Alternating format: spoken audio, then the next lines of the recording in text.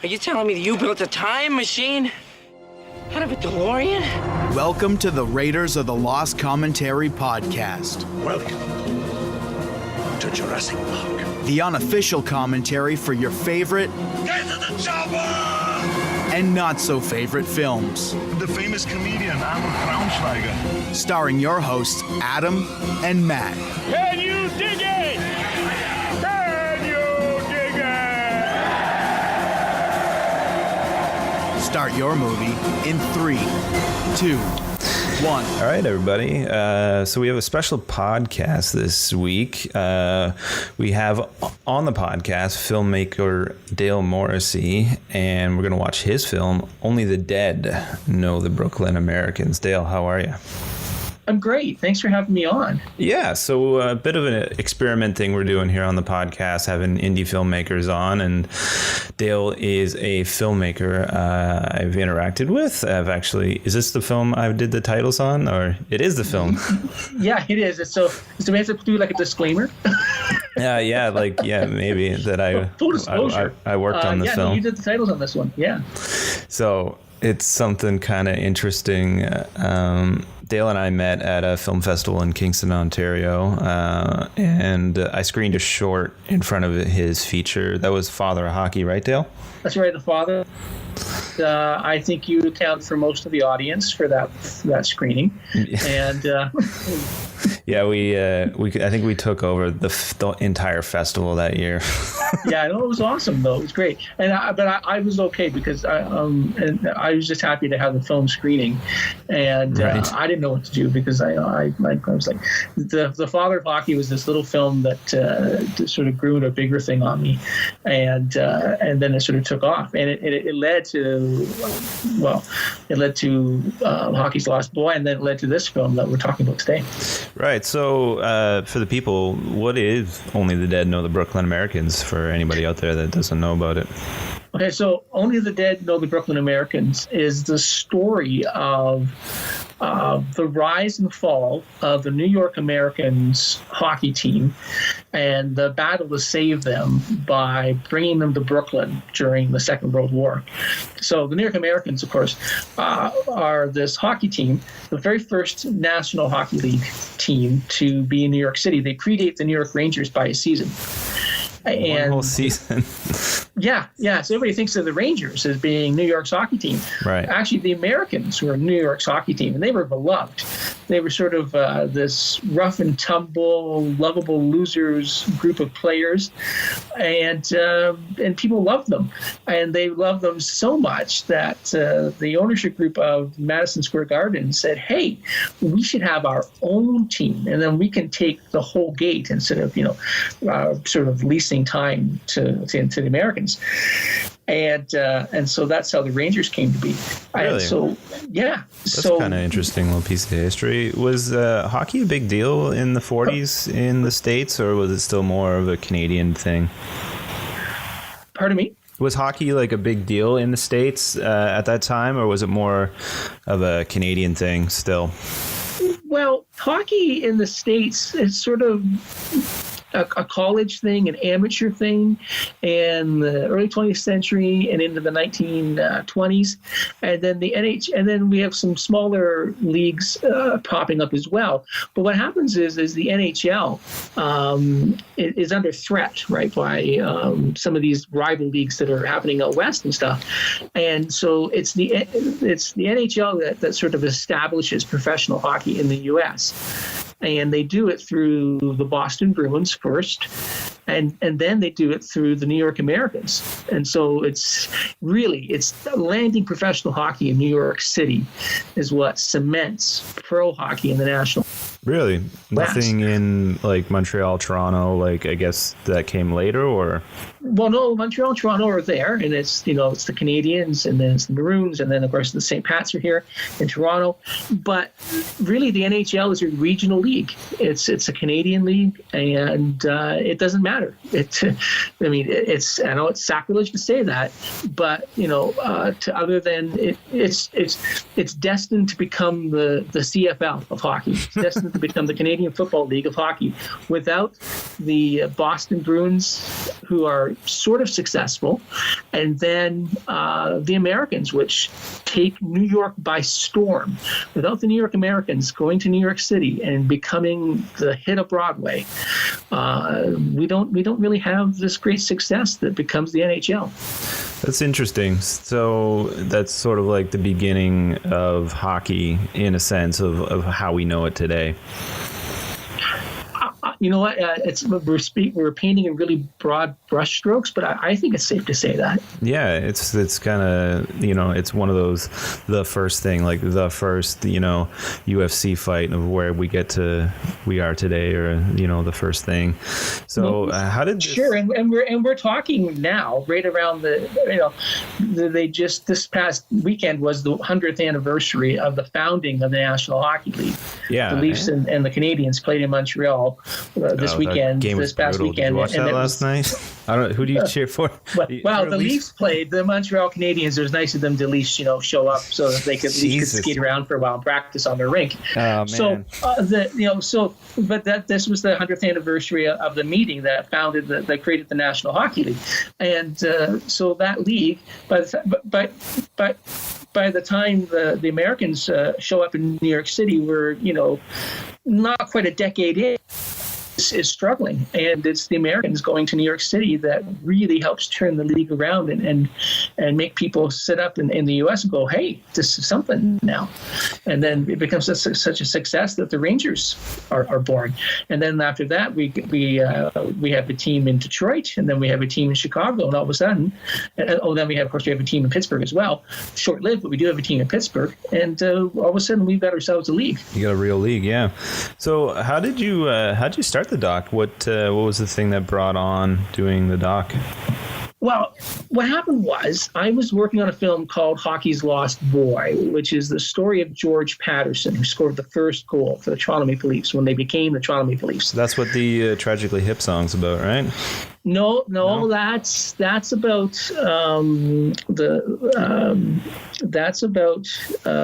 the tragic circumstances around or the cup-winning goal in 1951. Oh, right. And then had the mishap where he tragically died in a plane crash in Northern Ontario outside Cochrane. What happens? So this film I worked on was about George Patterson, the Kingston guy, who had a lot of firsts. Actually, he led Kingston to its one and only Memorial Cup championship appearance. Kingston would lose, but he took them there.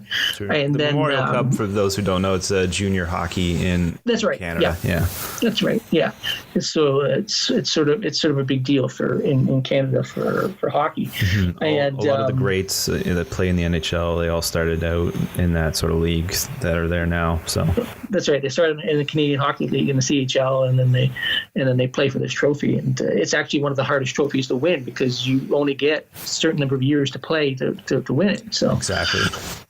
So anyway, so he did that, and then he after Kingston he plays in Hamilton for a little while in a semi-pro league, and then the Conn Smythe buys his contract and brings him to what was then the St. Pat's because they were just transitioning over. And funny, just as an aside, here again is where the Americans are so important in this story. But I'll get back to how I got to make the film. Mm-hmm. So the Americans are brought to New York City by Big Bill Dwyer, who's a rum runner, a gangster. So he brings them in.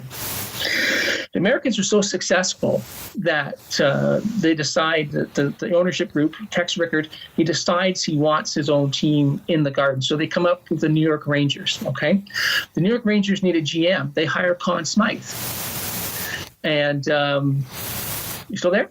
Yeah, I'm listening. Okay, good. My phone did a weird thing. So Conn Smythe is brought in to be the GM, okay? So is in charge of bringing everything together, obviously back then. So Conn Smythe puts together the bones of the New York Rangers and a really good team.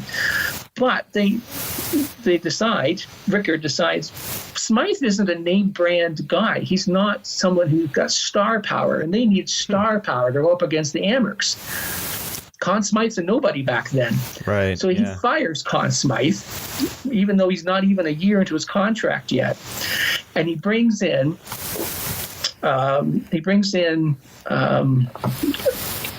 somebody else from out west. He brings in, so anyway, fires Conn Smythe, tosses him off to the side. So Conn Smythe goes back to Toronto, licking his wounds. Brings in Lester Patrick from out west, from the West Coast League, from the Pacific Coast League. Brings in Lester Patrick. Lester Patrick, of course, is like the man when it comes to hockey, right? Right. And so Lester Patrick forms the Rangers into what would become a Stanley Cup juggernaut at some point. So Conn Smythe goes back to Toronto, licking his wounds. Right. And he gets approached by a fellow who's there and saying, hey, the St. Pats are in trouble and they're going to end up being sold to a group that wants to move them to Philadelphia. Are you in? Do you want to come help me buy the St. Pats and keep them in Toronto? Smythe says, well, yeah, I guess I'll do that. So he goes back to New York and says, hey, you owe me the rest of my money. So the Rangers say, okay, fine. So they give him the rest of his money. He then bets it on a horse race, wins that bet, bets on a football game, wins that, and then takes those winnings and then buys the vested interest in St. Pat's and turns them into the Toronto Maple Leafs and saves the team. Leafs were started so by without the Amherst, gambling addict. because the St. Pats are gone. So anyway, so that's my aside. So anyway, so how did I end up making this film? So I'm making this film on George Patterson. Right. And after George scores this great goal for the Toronto Maple Leafs, the Leafs cut him loose about a season after that. And he kicks around the league a little bit, plays for the Canadiens and gets traded to the Bruins. But he ends up playing for the New York Americans. Ah, there's the time. And that's where he plays his best hockey. So I'm looking for a guy who can talk to me about George's time with the Amherst, and because that's where he plays his best hockey. And he's actually a really good hockey player when he plays for the Amherst. And I'm looking around, and I find through a listing on the Society for International Hockey Research that there's a guy who lives in Brooklyn who is an expert on the New York Americans. So I reach out to him through Facebook, through email rather. It takes forever for him to get back to me. Finally, he gets back to me. He says, yeah, would love to chat with you. Come do an interview with me. But, why don't you hold off for a little bit? Because the Brooklyn Historical Society is putting together this exhibit on the New York/Brooklyn Americans. And it'll be a great thing for you to come look at. And maybe you can shoot some footage there and we can do our interview there. And he said, by the way, I helped out a little bit. Oh, this sounds good. So anyway, we hold off and we go down in the fall of 2014, 2015, whatever it was. And so I take my daughter along with me because she's in grade 7 at the time, and take her with me. And decided that this would be a nice sort of trip for her to go on. And she sort of helps me with films at this time. She's carries my gear and she knows how to work the boom mic and everything. Your assistant there. Yeah, which is what all girls in the 7th grade should know how to do. Yeah. Right. It's also free labor, I'm sure, for you there. Well, I wasn't going to go there, but thanks for going there. I'm not sure how to file that on my taxes, but thanks. Yeah. So anyway, trust me, I paid enough in pizza and burgers down there that it wasn't free. You're going to pay a lot, too, when she becomes a teenager. Yeah, that's right. Yeah. So we went down and did all this. And so she's holding the boom mic and stuff. And this guy's a really nice guy. He's jovial and we're talking and stuff. And she says, oh, hey, last time I did this for my dad, she said, I hit the guy with the microphone. And he laughed. She says, oh, did you take him right out? She says, no, but she said, I whacked him in the face. She says, well, I appreciate you not hitting me. And so we're signing the releases and stuff where I'm over this case that's holding these scrapbooks. And I'm talking back and forth with him and saying his name is Stephen Cohen. And I said to him, I said, this story would make a great documentary. I said, the story of the Americans and, the rise and fall of them and the sort of tragic end to them, how they just sort of get forgotten about in the history of hockey. And he said, well, I always thought I'd make a great book. He said, but I haven't got time to write a book. So he said, a film would be great. You want to make a film anytime, you let me know and I'm in. I'll help any way you want. And I said, oh, that's great. I said, that would be great. So pack up my gear, we shake hands, and my daughter and I are walking back to the downtown Brooklyn, and we're trying to find a street vendor to get a hot dog. She says, hey, Dad, this is great. This man wants to make a movie with you. Now, you're an independent film maker, so you know what that's like, right? How many guys have told you they want to make movies with you, right? Yeah, or how many people they're like, you got to come to my work where we have the craziest people and make a show. Yeah, exactly. And then so they say, but as soon as you call them on it, they say, oh, no, right? Yeah. So my daughter says, hey, Daddy, this is great. This man wants to make a movie with you. And I said, oh, sweetie, people always say that. They don't really mean it. Yeah. And I said, don't worry about it. I said, he was just being really nice. Yeah. I get this frantic email. This is like October. So about a month later, I get this frantic email from my agent saying, hey, Dale, we need 3 more hockey movie ideas from you, and we need them ASAP because we're putting together this deal. We need content. So I send an email off to Stephen in Brooklyn, and I say, hey, you're still interested in this Brooklyn Americans idea? Now, he takes forever sometimes to get back to me by email and stuff. 2 minutes, I get an email back from him. Yeah, we're in. Absolutely. Anything we could do, we'd like to come on board as executive producers. Really? Just like that. Just like that. That never happens, by the way. If you know indie film, it's like... So, just like that, he's on board, his wife's on board, and just like that, we made a movie. That's pretty interesting. So... so how's the deal all work out with getting all these hockey movies? Did you make a deal with like a broadcaster to do a bunch of different hockey films, or? So what happened was I made The Father of Hockey, and it started out, it was going to be just a half-hour film.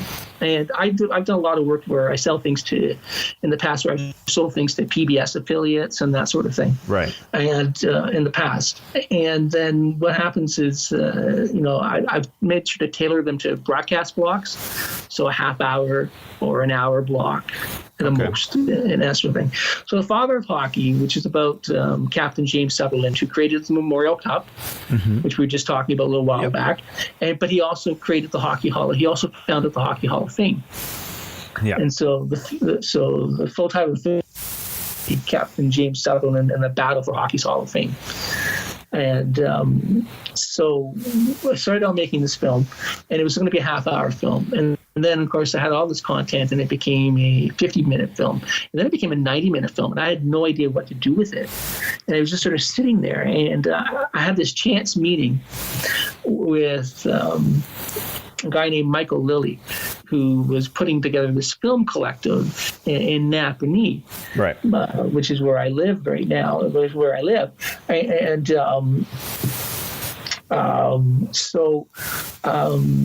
film collectives are where creatives all get together and kind of can share resources and hang out and all this kind of stuff. And we'd never had one of those anywhere nearby, so I was thrilled. So anyway, it turns out he's an agent and a sales agent, and he's got distribution and all this stuff, and film. And of course, I'd never heard of the guy before, so I thought, oh, this is a scam. because that's what you do when you're all alone and you're an independent filmmaker. Yeah. Your first instinct is to think, there's no way anybody wants to look at my film is for real. Yeah. So the next morning, I hand him a screener, and I figure, well, I'm never going to hear from this guy again, or if I do, it's going to be because he's some Nigerian prince who wants to give me $1 million, but only if I give him my social insurance number. Yeah, exactly. But the next morning, I get an email from the guy saying, "Hey, let's have a meeting. I'd like to represent you and represent your film." And just like that, we hammer out a deal. And it took about now. I think this is probably very realistic. It took almost a year, probably, for him to get something done with that film. It was not an easy film, I think, for him to shop, because it was because of the length, and because the film was made for no money and that sort of thing. But he got it shopped, and from there it was sort of like I don't like to use this term, but I think it's accurate. That film was kind of like a loss leader. Okay. In some ways, and that it maybe didn't. It sort of blew open the doors for me, in that like I could have taken it myself and probably sold it to a dozen PBS affiliates and just probably done okay with it and just moved on with my life. But he took it and he blew the doors open with it. Right. And then with that, we moved on, and then people saw that and approached me to make Hockey's Lost Boy, and then that turned into the Brooklyn Americans, and now we have a thing where basically the company's been rebranded, and it's sports history is sort of what we focus on. Okay. And so now we have hockey. No, it's sports history and character-driven history narratives that are sort of the core competencies of the production company, and so we do that, and then so those are the films that I work really sort of channel my resources toward, and then. And we have agreements in place with Super Channel as a broadcaster here in Canada, and then we work hard to get them on digital. I say we, but really it's Factory Film Studio. This is Michael doing his job.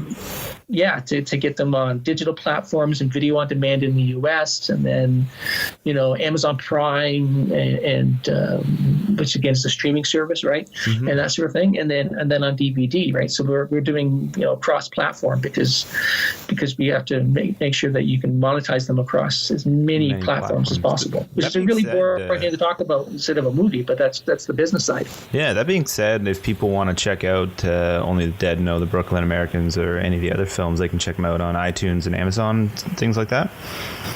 Yeah, they're on iTunes, Amazon, Google Play, all the usual spots. All the usual suspects, yeah. Exactly. And then in the U.S., the Brooklyn Americans film is on video on demand, and then Hockey's Lost Boy is coming to video on demand in December. Very cool. And then they both come to DVD start of December as well. So when you start a project like this, what's sort of like your process? Like, how do you approach researching things like that, and like where do you you get the go ahead to do the Brooklyn Americans film, but like it seems like such a daunting, large task. Like where do you start? Well, with I got lucky with the Brooklyn Americans film in that with the executive producers, it was a husband and wife team, Stephen Cohen and Lisa Melmud. And with them, Lisa came. It was a package deal. So Lisa came and brought a skill set with her, and that she helped with doing a lot of legwork for me, and that she helped pull some. She would work for me because they're based in Brooklyn, so she would do a lot of work for me in Brooklyn and in Manhattan, and pulling together primary sources down there for me, and lining up interviews and that sort of thing, and doing scheduling. And so all I had to do was just work on going through the documents and doing the research from the materials that were pulled for me. Right. And so we could narrow the focus, and we could work together as a research team. And that cut down probably on my research time, I would say, by half. So instead of having like 2 years of research, we probably cut that in half by less than a year. And that was huge. So her legwork was just incredible. And all of a sudden, there's spreadsheets. We created a Dropbox file, and we did a folder. We created a Dropbox folder, and then created files and stuff within there. And all of a sudden, there are spreadsheets showing up with things lined up for me, and and just like that, it was great. And then we would start pulling the other resources. And then also, like if you watch the film, because it's playing now as you and I are chatting, there are all this great archival footage, and that footage comes from a hockey video archivist named Paul Patsko, and somebody that has all this stuff sort of in a vault somewhere, like that's what he does. He's got the largest private collection. Here's some right now. This is newsreel footage. So this would have been like 16 mil footage that he digitized, or that he's digitized. Yeah. So that's newsreel footage. That's all from his private collection. And all the images and stuff that you acquired for the film, like how do you go about like just finding that? Like so you work through private collections, and then you approach historical societies and that sort of thing, right? So because you have to make sure you get stuff that you've got rights to, right? So exactly, it just seems like such a like a large task to just be like I think history documentaries are probably they're an expensive documentary to make, because they're very labor intensive compared to other documentaries. I think and I say that not tongue in cheek, not being flippant in any way, because I've done news coverage, and I've done long form news coverage, and I've done history documentaries, obviously, which is what I focus on. And the resources and the person hours required for this sort of thing are just it's mind-boggling, and right. And the cost involved, because if you don't have research, having a research assistant and having archivists that you can hire, those are luxuries. So that's one thing. You just put that out the window. But to have the budget to acquire the rights for the images, that's another thing, and you have to work that into your budget. Yeah. Again, it's the business side, and it's kind of a tedious thing to talk about sometimes. But you have to work that into your budget, right? Yeah. So when you're writing a script, something people don't think about. You have to keep that in mind. You have to be cognizant of that when you write your script, because people always say, I don't know what it's like when you do a fiction film, but you write to visuals, right? You write to your images. So when you set out to do this, you say you write a script, but do you do this before you do any interviews, or is it? No, I do the interviews first. I do all the research, and then I some people do it a different way. But I have my degrees in history, and then I have a postgraduate degree in broadcast journalism. So I take a historian's approach, and I either form a thesis or something along the lines, and then I do the research and do the question and interview my subjects first. Mm-hmm. And then I write my script based on what I have. Some people who do documentaries, they'll write a script, and then they'll derive their interview subjects to answer the questions that fits their script. The fits the narrative they want to drive, right? Yeah, to fit the narrative they've already created. And I can't do that. As a historian, I can't do that. One, it's not ethical, and two, it's bad storytelling. Right. And so to me, you have to get the interviews done. You have to do the research, do your homework, and then you've got to do your interviews. I mean, here's Stan. We're talking. And Stan was great. We shot, I think, like 2.5 hours of footage with him. Really? And then, it's sifting through that 2.5 hours to find like the little gems of bits and to piece it into something that's sort of coherent and it fits with other stuff. So I've already written a script, like this clip here. He's talking about how they said, we said they were very good. They were very good at partying and drinking, right?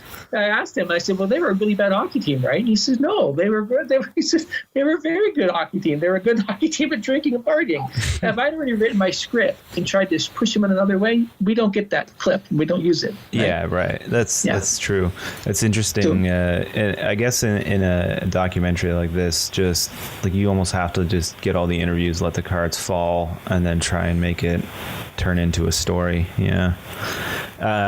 So sometimes we get into a bit of like tech stuff, but we can talk a little bit about how you guys got Larry King to narrate the movie for you guys. So Larry King was exciting to get. First of all, everybody asked, and no, I never got to meet him. I know you think that I could pull the strings to get to meet him. I never got to meet him. We did the same thing was happened with us early too. With we got some John Dunsworth who just passed away, but we got him in to do a voiceover in our film. But never got to meet him. No, but what a voice though, right? I know. Yeah. So that's just great. So Larry King. So what happens is early in the process. So we started. It's all blurs together now, the years and the dates. But so we started. I'm thinking it's like 2015, December 14, whatever it was. So it was in the December that we inked our deal and everything, and we got started to work on the film.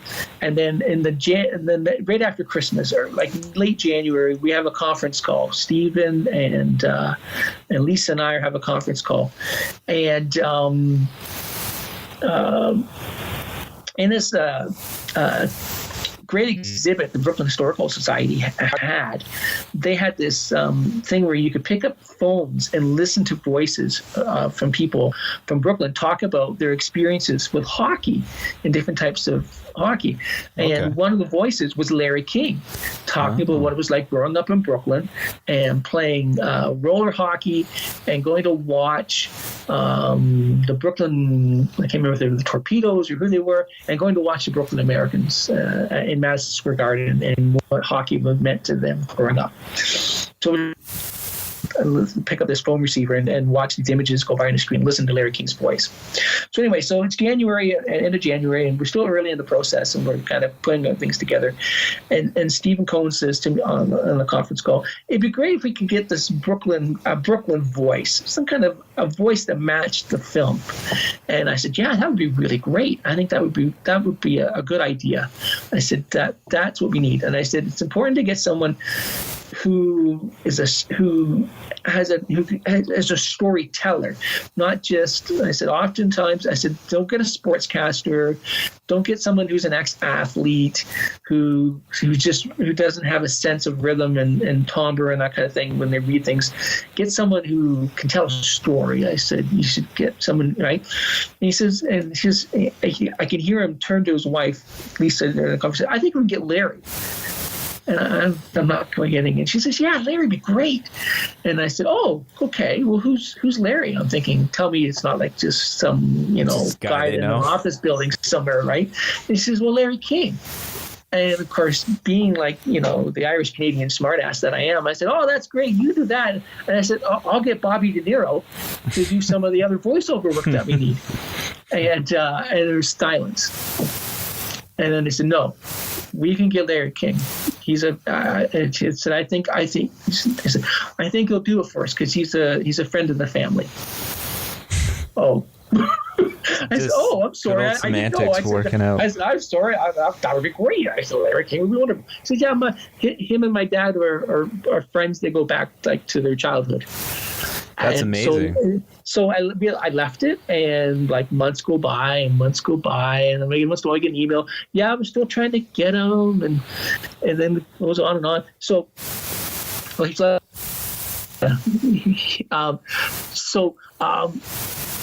so anyway, so months go by, and so we fast forward to March, and I'm in New York City and in Brooklyn, and we're doing interviews and stuff. We interview Stan, and we go interview Cohen, which is Steve Cohen's dad, and we interview her because he played roller hockey, and he would go and play.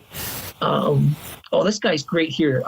This is Lou. He was a stick boy for the Brooklyn Americans. Oh, cool. So he's like just an amazing guy to talk to. So anyway, so I'm sitting down, we're interviewing Herb Cohen, and who's just the sweetest guy, just the nicest man.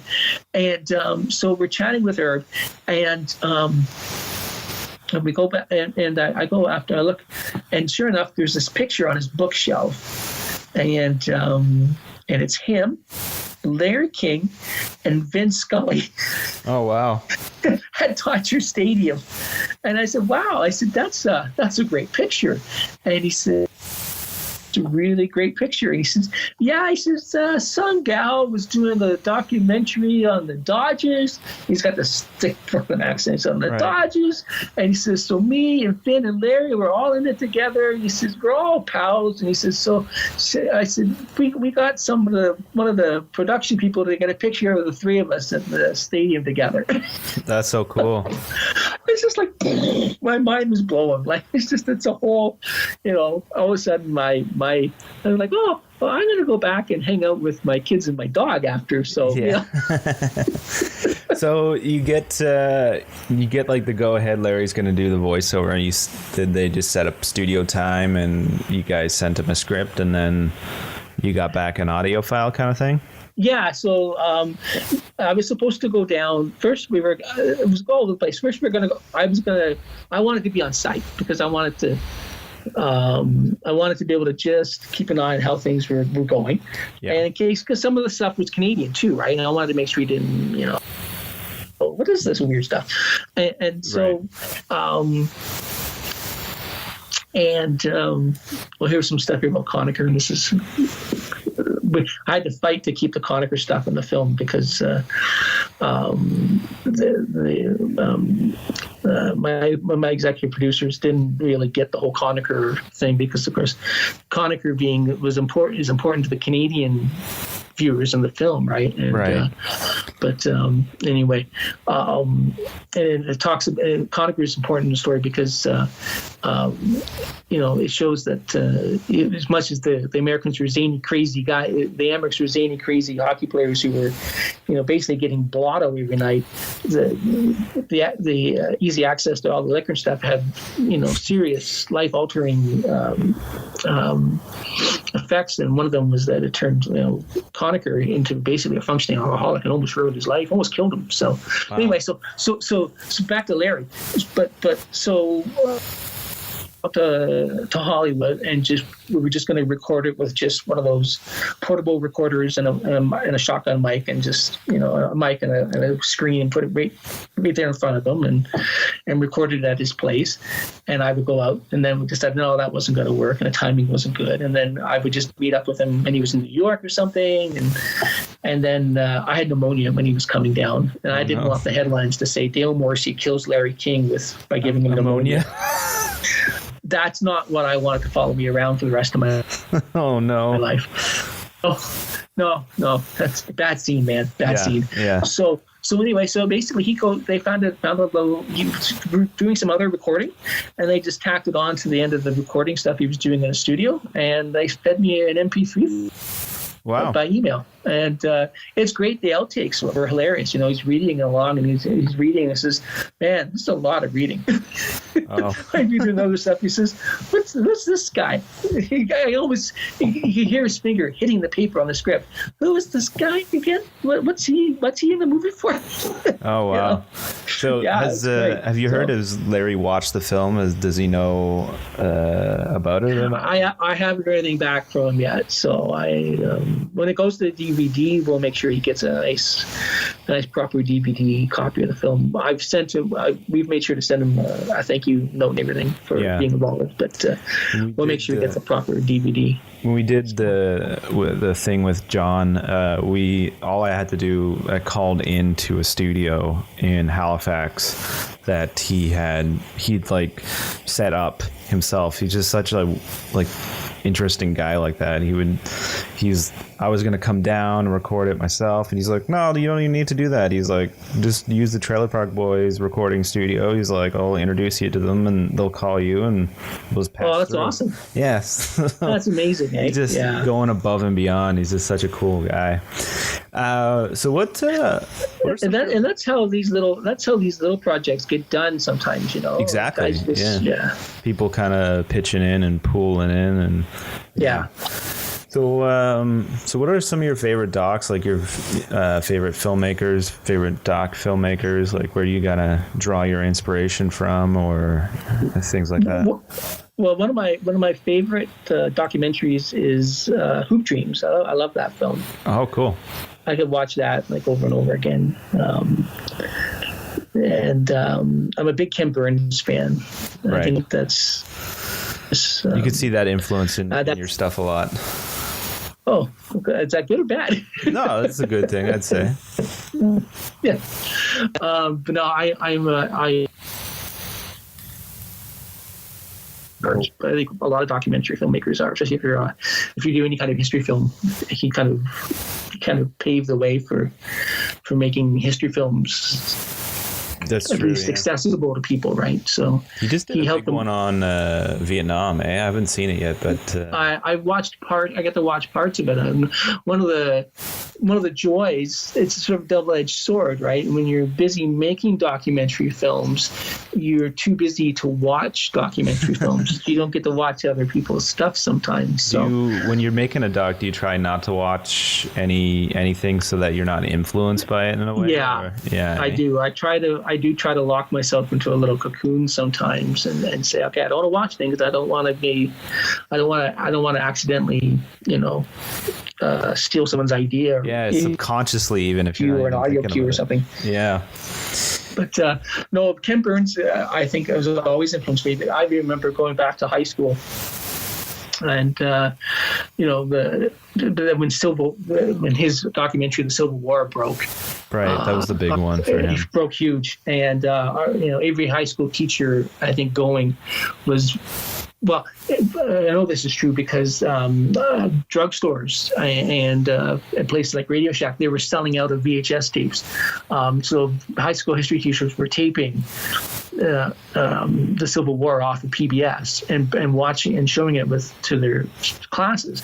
And after my high school, I was taking an American history course at the time, and so my high school history teacher was bringing it in, and we were watching pieces of it at the time. And I was looking at it, going, "Wow."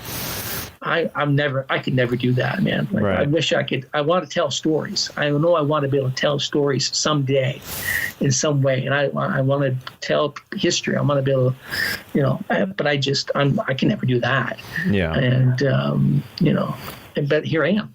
Yeah. But got to break it down piece by piece to sort of make it seem more accessible in a way, Yeah. And but his work is just great. I mean, I love watching even his early films like The Brooklyn Bridge and some of his and The Statue of Liberty, which are two small standalone films that were done for PBS as well. You go back and you watch them, and you're like, wow! Like you look at his stuff then compared to what he's done, but stories, they're compelling. Yeah. Stories, and what he does is he brings if you watch like the Civil War, for instance, it's not so much that it's a blow-by-blow account of the Civil War, and he does touch on some of the big battles and the key turning points, but it's a human story. He tells a human story. Same as when he does baseball, and he tells the human story, and that sort of thing. The national parks is probably one of my all-time favorites, and again, it's the human element of it all that's. Plus, the visuals are stunning too. But he has a great way of matching really great visuals with a human element. Yeah, It takes that's a topic, something I was- takes a topic that should be a massive topic, and he makes it very intimate. Yeah, which is an interesting approach for a doc, obviously, because of like where do you start with something so big as the Civil War, right? And then if you break it down to those smaller things, then telling that story through that vein kind of helps, you know. So that's an interesting pool to draw from. Any other sort of influences, maybe not even just docs, but any other influence of filmmakers or storytellers, historians, different things like that? From a historian point of view, I'm an avid reader. I've always got a book in my hand. One of my favorite historians is the late David Haberstam. He was a journalist and a social historian, and again, he had a great way of democratizing history when he wrote his books. And two of my favorites are one's called The 50s, and the other one's called The Breaks of the Game. And The Breaks of the Game is an account of the Shadow Supersonics of the 70s and their run toward greatness. And in the 50s is, of course, the title is self-explanatory. It's basically a social history of the 1950s America. And oh wow.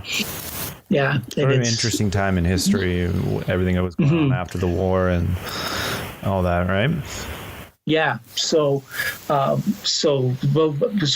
are just amazing, and so he's one of my favorites, and I think his voice, especially in today's society, I think his voice is missed.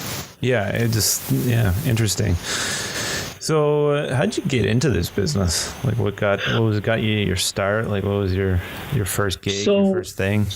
Yeah, so I sort of came into it accidentally and sort of out of necessity. So I was a journalist and working in television, and this is circa what year? Going back to 2002 now. And so what happened was I was working in a television station, and this is in Kingston or Napa? No, just outside Toronto. Okay. We were living in Belleville at the time, and we were splitting the difference. My wife was commuting one way, and I was commuting into the Toronto area. And what happened was they came in one day, and it's never a good sign when the station manager has bloodshot eyes because he's been crying when he comes into the newsroom. Or he's been doing coke. That's not it, man. No.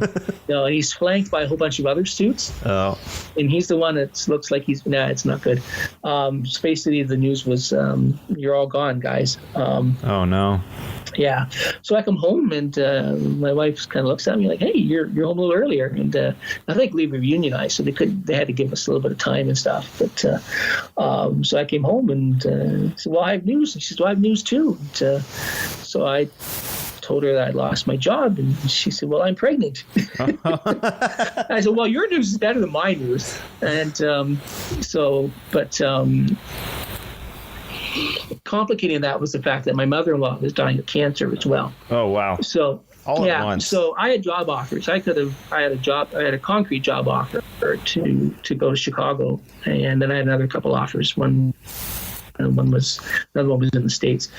And but I looked around, and I'm really, am I going to move my pregnant wife away from her mother at the time? And I said, no, I'm going to do that. So,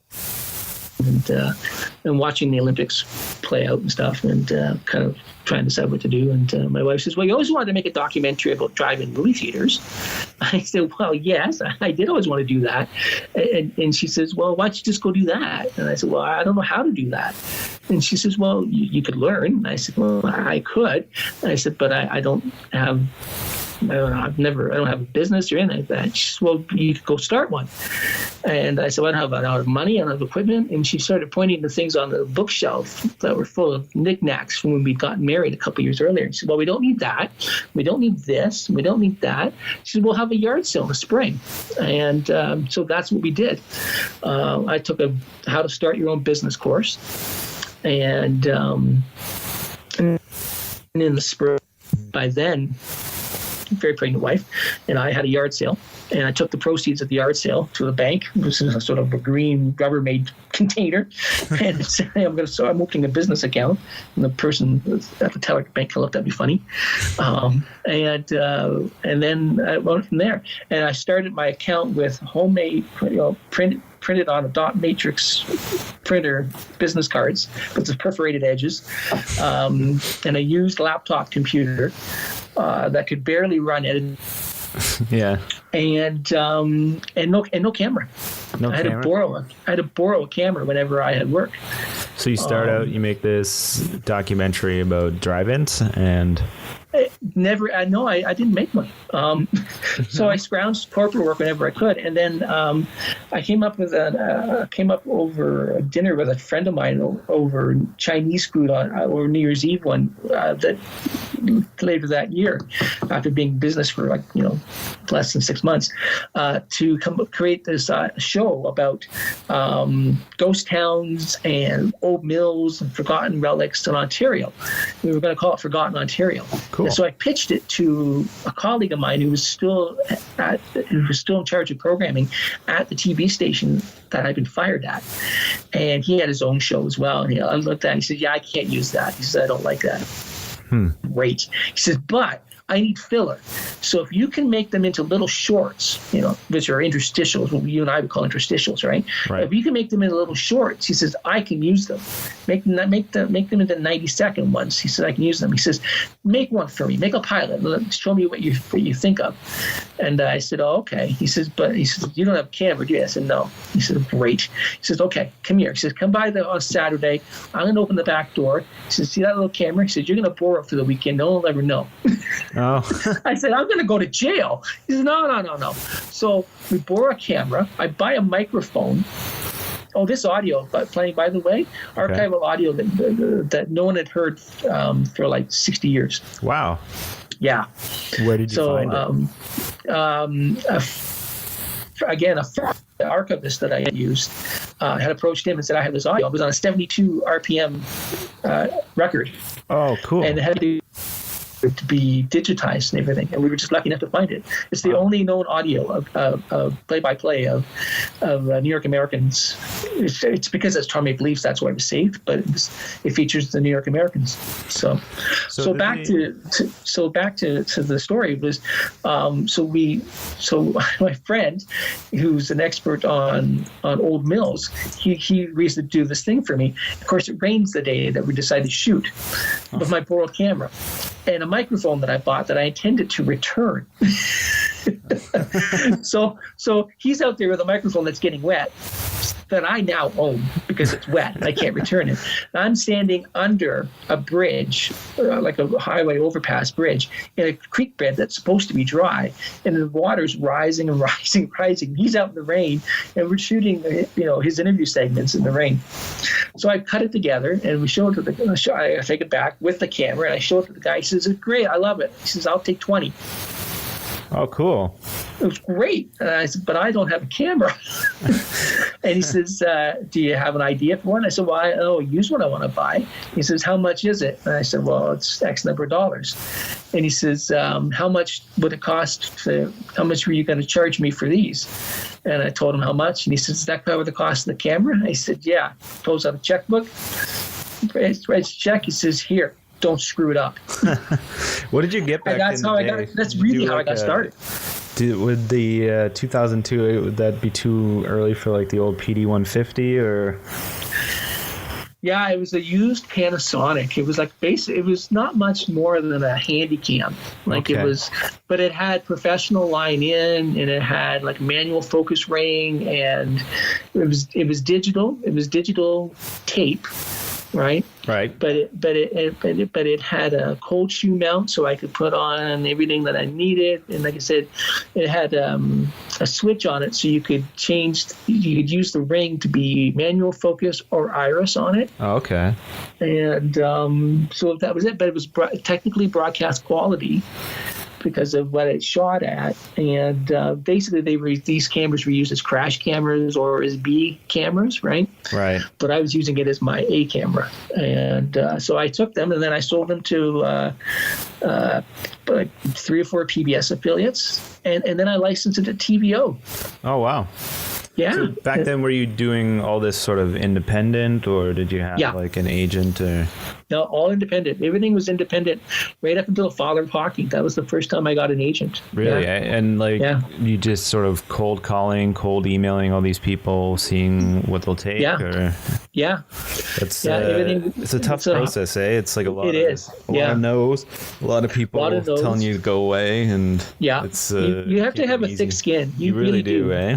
Yeah. And thankfully, popular in high school, so I was used to rejection. So you're okay with that, and also I played for probably one of the worst high school basketball teams ever, so I was also used to failure. That's funny. So while you're filming, I say that jokingly, but sports. I played a lot of sports, and I have the scar tissue to show for it. But it does teach you how to deal with failure, and you will fail a lot. And I have failed a lot, and I think you would admit that too, right? That if you're in this business, in this kind of industry, you're going to fail more than you're going to succeed. 100%. Yeah, there's a lot of that, but you got to learn how to learn from them and learn from the failure, right? And sort of learn where and why things went wrong. Exactly. And, I mean. Yeah, I've definitely seen that, but it's take it as like a learning experience, and even people like at the top of stuff do stuff, right? Like, I don't know, you said you brought your kids maybe to see Justice League this weekend. So even if you have hundreds of millions of dollars, you can still make a shit film. Oh, I thought it was a pretty good movie. Oh man, I don't like my comic book action heroes to be all shiny. No, I don't. So I was okay with it. Yeah, so. I don't know about you. I am a fan of Batman comics, and I don't know. I had problems with it. So while you're filming, do you have any interesting stories, funny stuff, complicated stuff, or just challenging scenarios while you guys were making the documentary? So there were some times where things, you go to shoot. Well, for me, of course, crossing the border is always interesting, right? So how's that go? You have all this gear. I thankfully I use small gear, so there's not a lot of problem that way. But I've gone on a lot of vacations, so quote unquote vacations. Yeah. So that helps a lot. I got chased. Now I use smaller cameras because the big cameras are what we call permit cameras, right? Right. Hey, if you got a permit for that, right? As soon as you have a big camera, some guy sees you, and all of a sudden you need a permit. Hey, have you got a permit to be here, buddy? I've had $1 for every time that happened to me. I'd have Ken Burns, but I'd be okay. You ever use the old we're doing a wedding trick? Oh, this is for my friend's wedding, or we're making I should have tried that. That's a good one to use. We were in Brooklyn, and again, Lisa Melman would drive around, and she would just basically slow down. I would hop out, shoot what we needed, and she would just drive around in circles, and then I would hop back in again. So we didn't need to park somewhere, because New York parking, right, is a challenge sometimes. Yeah, I've actually never been to New York City, so I'll take. So, well, again, I've got to know certain spots just from having to be there for these films. But so there's an outdoor ice rink in Brooklyn, and essentially funded by the Islanders.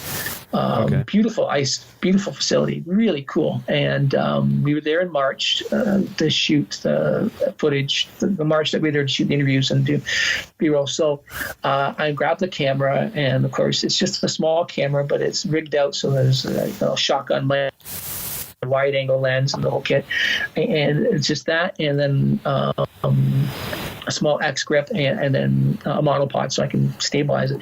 I walk around, I'm just getting a little bit of B-roll of this thing, and there's a guy who's part of the maintenance crew, And he points to another guy who I'm thinking is like a supervisor. And they look at me and they're looking at me. I'm thinking, oh, man, the jig's up, man.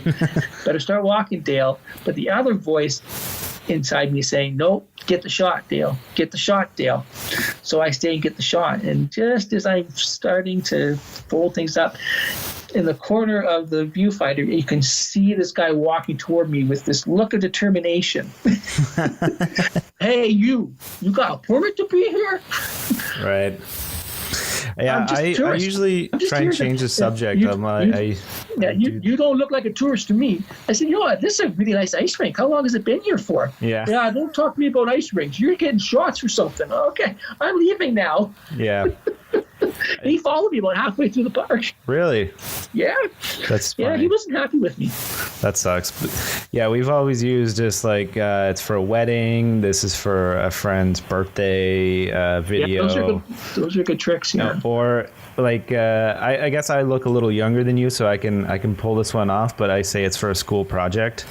Yeah. See, I can't do that. No, it doesn't work for me. Yeah. Maybe if being the battered middle-aged guy that I am, it doesn't work. No. Yeah, but there's always those little tricks, workarounds you got to try and do. Yeah. I find if you have a pretty girl with you, sometimes that helps.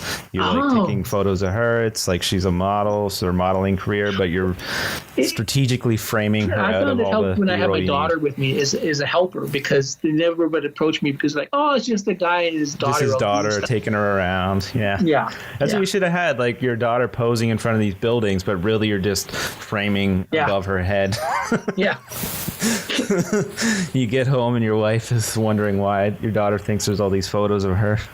But aren't they? Yeah, exactly. Yeah. Just interesting, wondering about like during this time of the Brooklyn Americans, what was broadcasting like back then? Like, did people listen to the game on the radio, or like was it newsreels, or they would have listened to it on the radio. But mostly it was only if they were like on the border, because like the Leafs had their own broadcasting, right? So like Foster Hewitt was broadcasting, and then what they was mostly newspaper coverage and newsreels. Right. Yeah. So people would go into theaters, I guess, to see that back then? So this is what would have popped up before you watched your main feature film. So instead of a whole bunch of for cars and everything else and cell phones, you would have watched a couple of newsreels and a couple of cartoons, and then you would have watched your film. I wouldn't mind that. Like at the theater now, you know, like if they had Sports Center on, I wouldn't mind that at all. Yeah, wouldn't it be great? Yeah. Yeah. Of course, nowadays, right, everything's instantaneous, so you don't really need it. But back then, there wasn't a 24-hour news cycle with, 100 cable channels and everything being instantaneous. So that's how you got your news. Like, you would have caught this newsreel, and sometimes those games were 2 or 3 days old before you got to see them. Sometimes longer. Right. And it's interesting to think about now. Like I have like the NHL package now, and like at any given time I can watch any game I want. Yeah. And yeah, that's sort of interesting. So was like hockey a big sport in the States back then, or was it more like it was big in areas like along the Eastern Seaboard? It was big. So it was big in New York City. It was big in Boston. It was big along the East Coast. It was big in college towns. Right. So college hockey was big. And the amateur game was a big deal. Going back to, it's funny because if we go back to Captain Sutherland, we'll go back to the beginning of this thing in my father's hockey film. Captain Sutherland, what he was doing was he was sort of a hockey evangelist, and he was an itinerant shoe salesman. So he was traveling up and down the eastern seaboard of the U.S. and especially the northeastern part, and he would have hockey skates in the trunk along with shoe samples. And so he was basically selling hockey while he was selling shoes. Yeah. So that's interesting. Yeah. That's really cool. So yeah. Again, like meeting all these people for the first time, like I guess were you in correspondence with some of the interviewees, and then like Yeah, so what we tried to do was like this is Bill Dutton here. This is Red Dutton's nephew.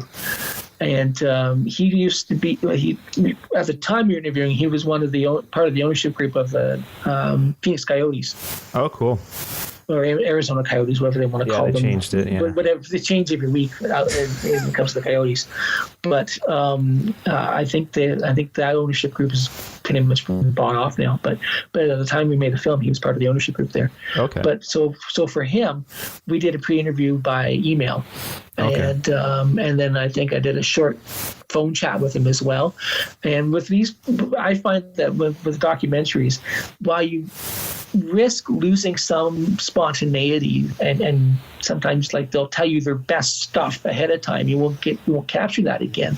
Right. It's good to do a pre-interview because you risk showing up and putting somebody on camera who, while knowledgeable, has no business being on camera. Right. I was gonna ask, because they're just going to look at the camera and basically stumble over themselves, freeze up, and you're gonna and it's just not fair to them to put them on a screen. Do you do anything like in the room when you meet them, like to get them Yeah, so up, or? I'll chat them up while I'm setting up gear and stuff, and we'll find something to talk about in common, and say, it could be hockey, it could be fishing, it could be if they love movies. Right.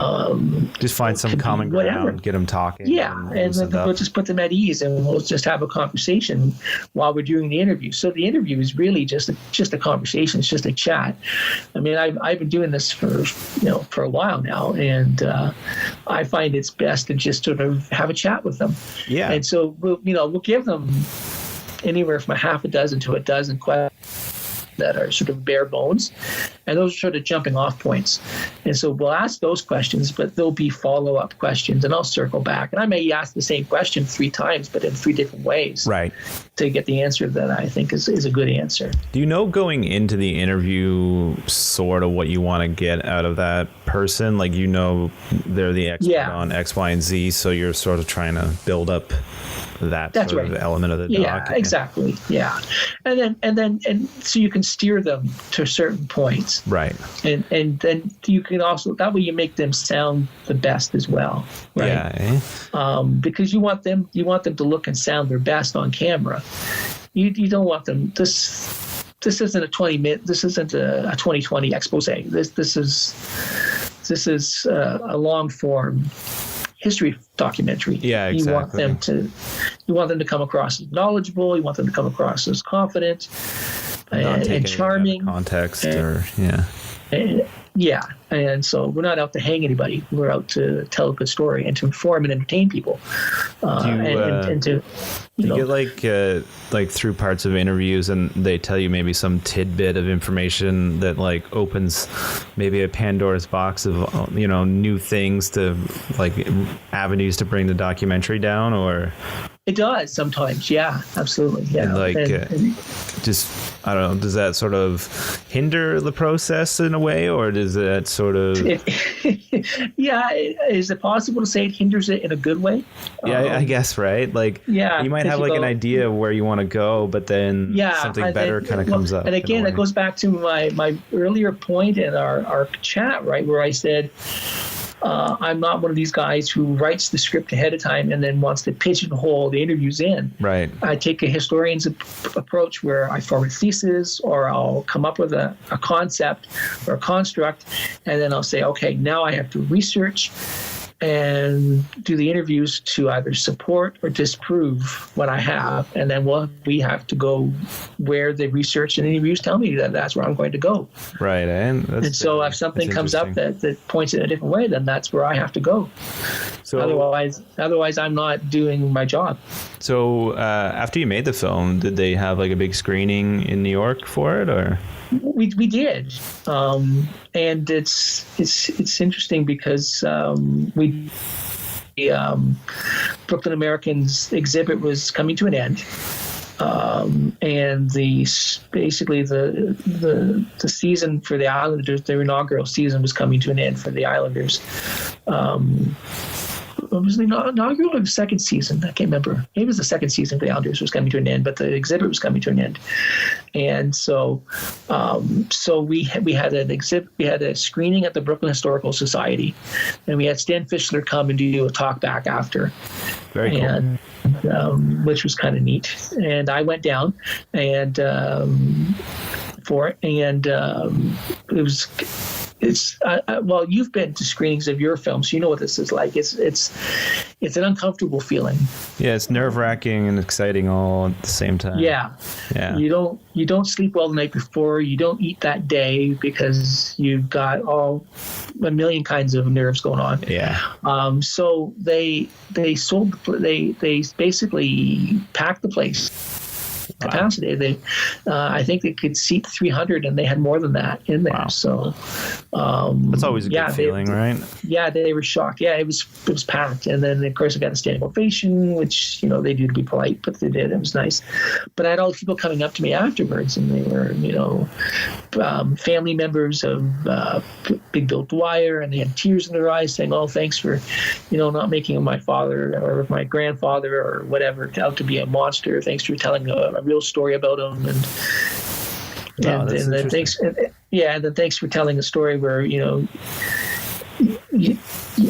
tell a story where Brooklyn sort of is back on the rise, and then other people say, I thought this was going to be just a bunch of stats and numbers and a punch by punch account of this event, but you made it a human story. And then I can't remember who it was, but someone actually said, "Wow, this was like a Ken Burns movie almost." Well, that's good. That's cool. The highest level compliment for you, I guess. Yeah, it's like, wow.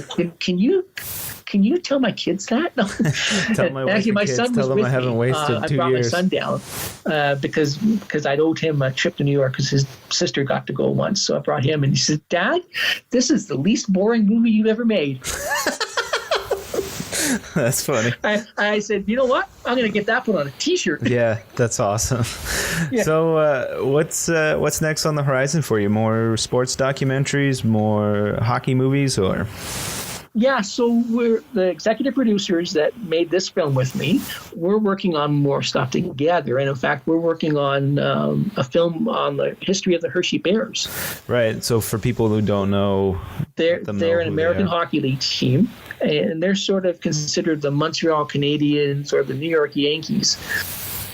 League. They're one of the next to the original six of the NHL. The Hershey Bears are the oldest professional hockey team in the United States, in North America. I remember I went to a lot of Cornwall Aces games, the American Hockey League. Yeah, so I watched a lot of Hershey Bear games, and I've been to Hershey, Pennsylvania, obviously for their chocolate. Yeah, so I've been getting a chocolate. I've been to Hershey many times for the film, and my kids have been getting lots of Hershey chocolate as well as a result, and so they're always happy when Dad comes back from Hershey. Right. And so we've interviewed I think, and this has become a daunting film to try and piece together because where we struggled to find material for this film. We have the opposite problem with the Hershey Bears film. You're just having a floodgate of info. We have a floodgate of material. And people are coming out of the woodwork, like on social media. They see the Facebook page and say, "Oh, hey, I have this old program and this old hockey sweater, and I was at this game, and I have a collection of hockey sticks, and I have a collection of old programs." And then we've interviewed 35 people for the film. Wow. So I think it's going to be. I think we're talking about making a film that'll be roughly 2.5 hours long, and then carving it into 3 parts. We're calling it a history of the Hershey Bears in 3 periods. And I'm going to make a 3-part film. So, and then we've got a basketball film in the works and 2 other hockey films as well. And we have a multi-picture deal that we've strung together. So it's really exciting. That's really exciting. So looking at the credits here, it looks like it's a pretty small team that made the film here. So. Oh, yeah, it's a very small team. Yeah. So that's it's not a 40-person crew here by any means. So no. Well, People want to check this out, they can check it out on... There's a really good graphics guy that helped me film. He did all right. Throw that out there. Yeah, if people want to check this out, they can check it out on iTunes, and be sure to check it out and keep an eye out. Where can people find you online, on the Twitter or on the Facebook, Dale? Yeah, so on social media, or at WJP Media, and Facebook, same thing. And then Brooklyn Americans is at Amberx Movie on social media as we'll well. Be sure to tag all that and put it out on our stuff. And we really enjoyed having you on the podcast for this little test. And maybe we'll be able to have you back for your Hershey Bears movie. I would love that. Thanks for having me, man. All right, great. Man. Game over, man. Game over. Thanks for listening. Be sure to subscribe, rate, and review the podcast. And be sure to follow us on Twitter at Lost Commentary, on Instagram at Raiders of the Lost Commentary, and like us on Facebook. I'll be back.